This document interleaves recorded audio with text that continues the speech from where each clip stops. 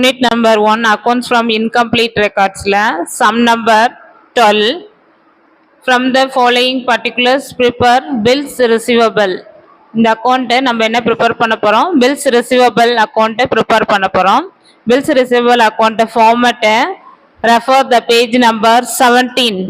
அதை format refer பண்ணிக்கோங்க. Mug up பண்ணி வச்சிட்டிங்கன்னா ஈஸியாக இருக்கும் இந்த சம் போடுறதுக்கு. Bills receivable at the beginning of the year. Beginning of the year வந்து டு பேலன்ஸ் ப்ராடுன்னு அர்த்தம். அது 2 சைடில் வரும். Bills receivable received at the end of the year. End of the இயர்னா க்ளோசிங்னு அர்த்தம். பேலன்ஸ் கேரி டவுனு பை சைடில் எழுதணும். Cash received for bills receivable cash அக்கௌண்ட்டில் எழுதணும்.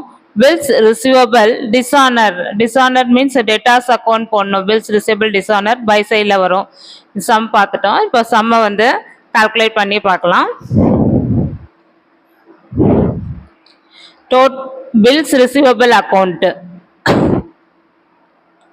to balance brought down 1,40,000 by cash 3,90,000 by debtors 30,000.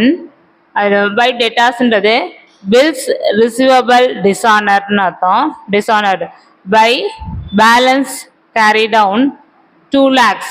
இப்போ இந்த அமௌண்ட் எல்லாமே டோட்டல் பண்ணணும்.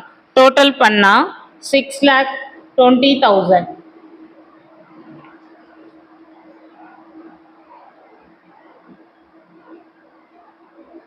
6,20,000ல 1,40,000 சப்ட்ராக்ட் பண்ணா உங்களுக்கு 4,80,000 வரும். ரெண்டு டோட்டலும் சேமா இருக்கணும். 6,20,000.